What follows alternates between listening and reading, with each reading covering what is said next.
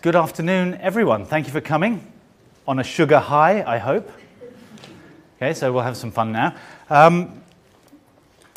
My name's Scot McKee. I'm the managing director of Birddog. I'm a columnist for B2B Marketing Magazine, and I'm the author of a couple of books in the B2B marketing space. So that's why I'm here. Today I'm going to be talking to you about B2B content recycling, following the old adage, where there's muck, there's brass. The work that we do is across brand, digital, social and content services. So just for clarity, today we are sticking closely to content marketing. I thought we'd start by giving you some context for this, having a look at the landscape that we find ourselves operating in now. And the C word, content. Your marketing day, as you go about your business, your marketing day looks a bit like this. It's kind of busy. It's changed quite a lot in the last few years, and it's causing some problems being able to manage all these newfangled social media digitally type things that no one really knows what to do with. So we need to try and sort that out, because alongside the usual stuff that's still there, hasn't gone away, you now have to deal with the slightly unusual stuff. Okay, you're responsible for that as well. And it's not stopping. The digital rise is not stopping. The workload continues to increase with every release of every new platform. This is a chart for Pinterest, just to show you in the States the number of users over a very short space of time. Yeah, from May 2011 to January 2012, 12 million users of Pinterest. So that's how fast the market's changing, and you're having to provide content to keep up with that.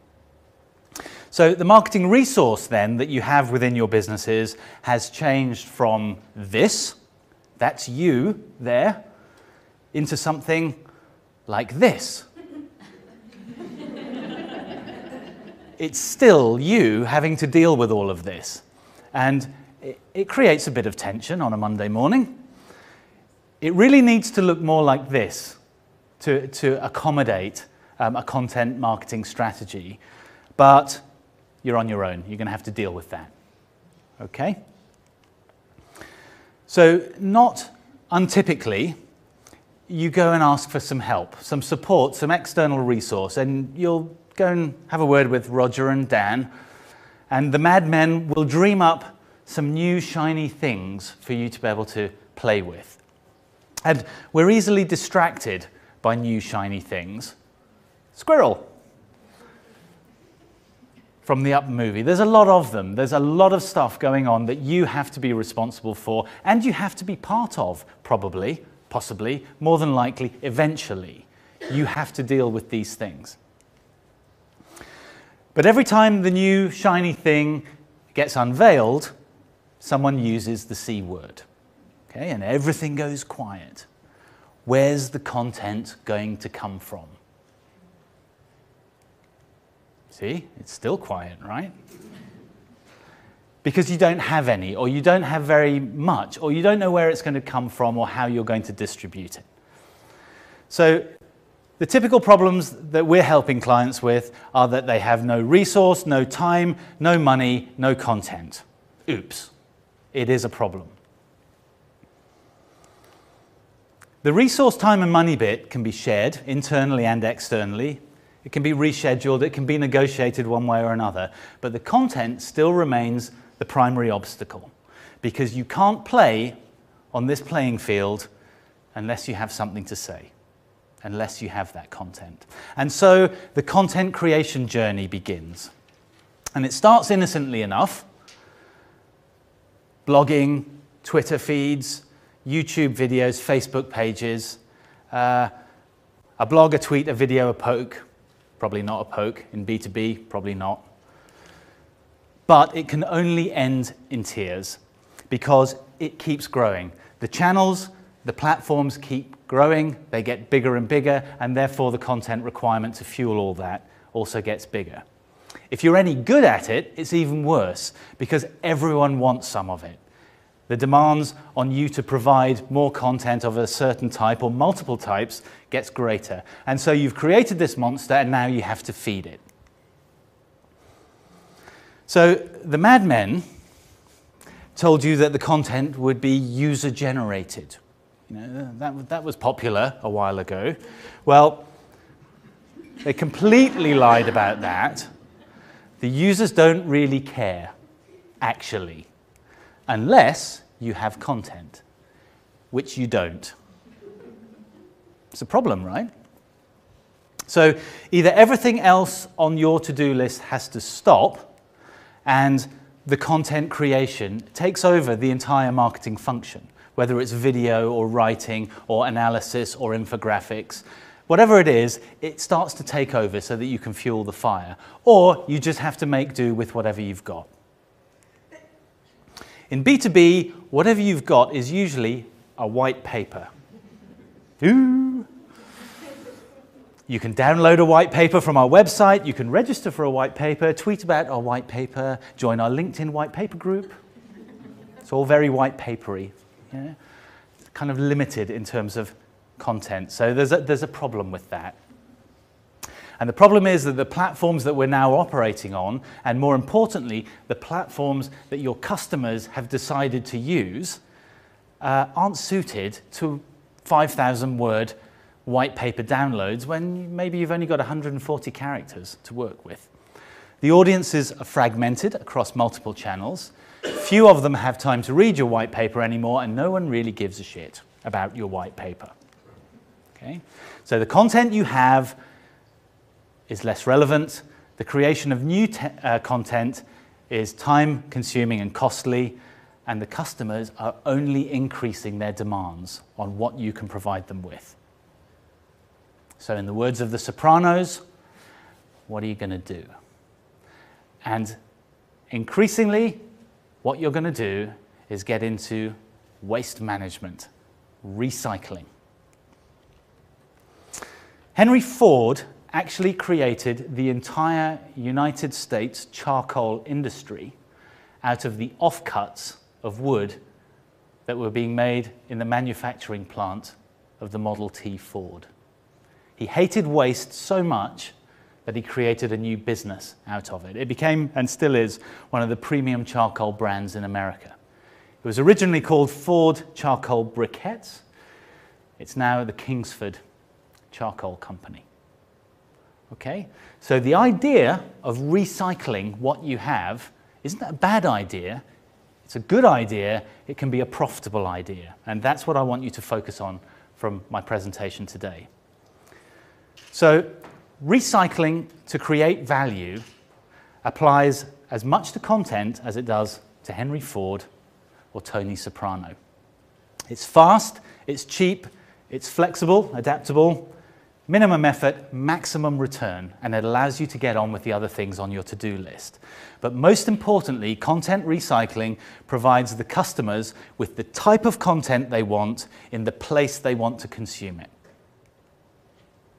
as opposed to you forcing them to read your 5,000-word white paper. So the things you need to consider are that there are only 2 points of content origin. Created or commissioned content, that's yours, that's the stuff you produce and originate, or obtained content, which is provided by or produced by someone else, recycling someone else's content. And in both those cases, you only need to ask 3 questions. How else can I use this content? Where else can I use this content? Who else would be interested in this content? And the word that I kept repeating there was else, meaning in addition. So produce your white paper by all means, but what else can you do with it? If it's a white paper, it's never going to be anything else to start with. But what else might it contain? Or what could it be turned into? Who else might like it? Where else are they? Yeah. Some people call this idea of recycling and reformatting material 4-dimensional marketing. I like it. It gives you the idea of a cube that can be turned around and has multiple sides. So you use the content in different ways. There's a guy called Gareth Case who writes a blog called Inside a Marketing Mind. That's a useful article in terms of how you might recycle your content. The link is in the presentation deck, which I will share with you afterwards. So the 4 dimensions that he talks about are content, the vertical market you're talking to, the job function, and the media that you use. And I think if you take that forward into recycle dimensions, we start to look at the content itself as the original generic content that you produce in whatever format it happens to be. The vertical market that you're talking to, you can change the content very quickly, very easily to suit a specific vertical market and go again. The job functions, most businesses are talking at multiple levels, even if it's only in one area, even if it's the C-suite, there's half a dozen job titles in there. And if you adjust your content to suit the audience specifically, you'll get more engagement from it. That job function then is about tone, okay? How you change the tone of an existing piece of content. And then the media, the channel that you use, where you place that content. It might start as a white paper. It can become something else very easily if you reformat it. So if those are the variables, what we're looking at from a content recycling perspective is what I would call the content factorial.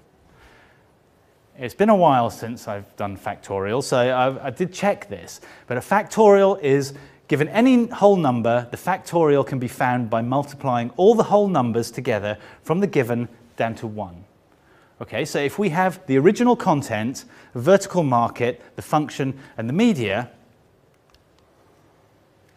we could assume that we have one piece of original content that might be relevant to, say, 5 vertical markets across industry sectors, and let's say the C-suite of 5 different job functions. It could be middle or lower management, whatever you like, but let's allow 5 different job functions using 5 different media platforms. Your website, blogging platform, Twitter, Facebook, LinkedIn. There you go, there's 5. Okay? So 1 plus 5 plus 5 equals 16. So 16 factorial then becomes the content recycling opportunity with a nip and a tuck, how you adjust that original one piece of content, 16 factorial. Yeah? Can anyone tell me what 16 factorial is?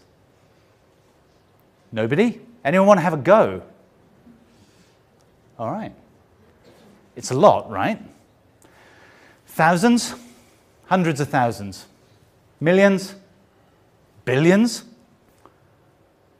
No one's got a clue. 21 trillion from one piece of content is the opportunity in the example I just gave you, should you choose to do it. For every one piece of content you produce, you could happily recycle it 21 trillion times.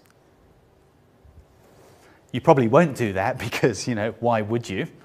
But you absolutely could and should make a start if you want to alleviate the pressure in the marketing department and deliver added value content. Okay, so let's have a look at that. There's your white paper. Take any piece of original content. Let's say you edit it and turn it into 3 blogs. You know, in a 5,000 word paper, there's probably 3 blogs in there. That may lead to a series of 5 market-specific emails, taking bits of that white paper and turning it into an email campaign. By no means impossible. Then maybe produce an executive summary for the board. Okay, that's a PDF that gets sent out to the board. And maybe the research as part of the white paper is presented, instead of research in a white paper, as infographics. They're very popular at the moment. Maybe we could get 3 infographics out of that white paper in terms of recycling the data for social distribution. And then we'll satisfy the propeller heads and the geeks by producing some data sheets as well. Okay? Then perhaps we can encourage Sir to produce a video of the highlights from the white paper, and we have video content. Same stuff, coming from the same place, but in a different format. And we can create a sales PowerPoint presentation, which would probably be created anyway, but we can use that and make sure it appears. The important part is we post it on SlideShare and share it with the rest of the world. There's probably a press release or two, whether it's online or traditional, doesn't matter, but press releases of the findings from the white paper are released. Okay, and then everyone tweets the bollocks off it. Okay, so we spread it through some digital channels, some social channels. Okay, and things start happening at that point. So whatever the original content is, it can happily spawn a multi-channel integrated content orgy or something like that. Okay, you can decide your own level of comfort at that stage. But producing those recycled assets is searchable, it's sociable, it's shareable, visible, distributable, consumable, accessible, notable, marketable, valuable, and measurable. Probably a lot of other IBL words as well. And all of that came from one itsy-bitsy piece of content, a white paper. Fine, does it work? Is there any real value in this? Because that's the question that everyone gets worried at.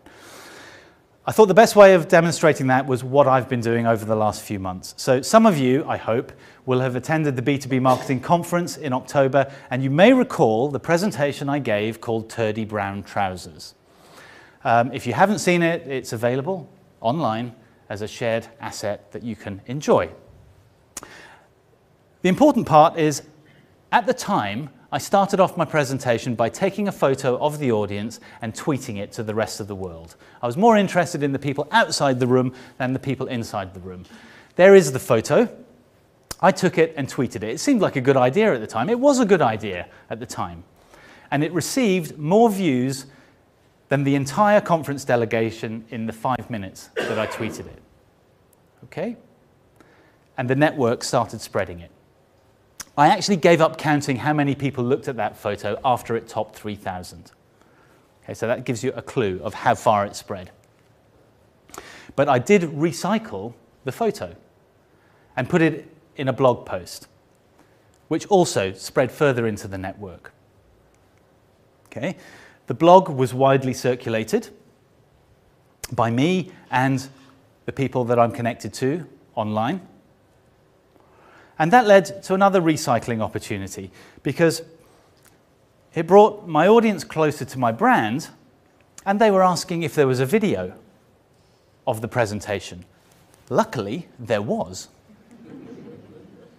So I released the YouTube video, same presentation, same piece of content, but it had been videoed so I could distribute it. And that was spread within the network as well.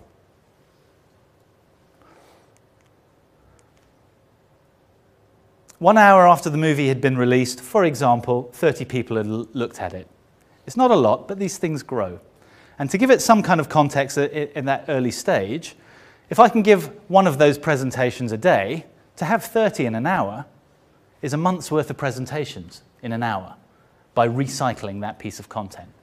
1 week after the slides were recycled on SlideShare, 707 people had viewed the slide deck. I'd already produced it, I just made it available on SlideShare, and another 700 people were engaging with my brand. So that's over 2 years' worth of presentations in a week. Okay, currently, that slide deck's still available for you to go and have a look at, and 5,000 people have looked at it from a piece of content that I'd produced anyway for the conference. And it's still going to climb. And in a classic recycling move, someone else picked up that content and turned it into their content on their blog. So I'm getting further coverage that way. So that's a presentation I was giving anyway, and it's become this worldwide phenomenon, more or less. But let's have a look at it in a bit more detail. The reach. The original content, the original presentation I gave to 150 people at the B2B conference. The recycled content, the photo was seen by over 3,000 people, the blog post 6,000 people, the YouTube video 300 people, the SlideShare 5,000 people, and the social sharing I can't even count how many times it's been used on Twitter and Facebook and so on. So, original content, recycled content. That's why you should do it. It is a big deal. It's an even bigger deal if you use it as part of an evolving strategy. So I've shown you a one-off, but it is perhaps worth showing that I planned it as opposed to bumped into it. So I've been working that model pretty much for the last 6 months to see what would happen.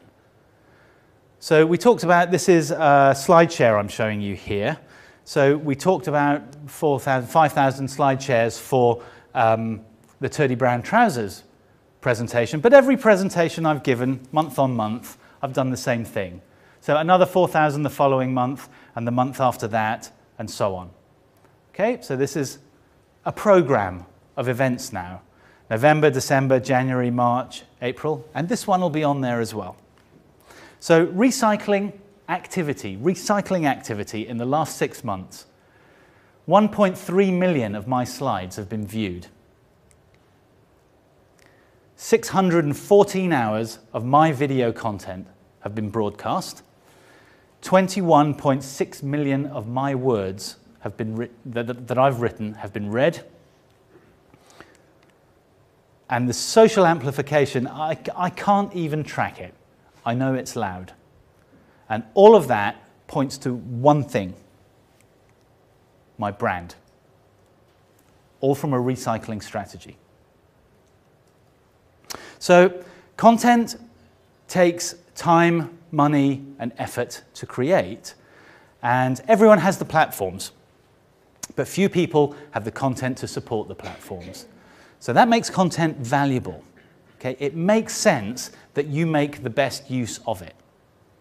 So maximizing the value is, you have to maximize the value of that investment. Recycling the content across different platforms in different ways is quick, cheap, easy, and it maximizes. So the harsh reality, to end at the beginning, is that no one's really sitting waiting for your next tweet. So it's okay to repeat some of your valuable content. People catch the wave. They may not be listening the first time. Tell them again. Just like you used to do with any other campaign activity. Advertising campaigns, if you produced a press ad, you would run it for months. If you produce content, find ways of repurposing it and running it again. It's also okay to take the same content, and as long as you tailor it to the various platforms, to repeat it in that way. And just for the record, this deck also contains 14% recycled material. I hope that was helpful. Thank you for your attention. I'm happy to take your questions, or by all means come and speak to me afterwards. Thank you very much.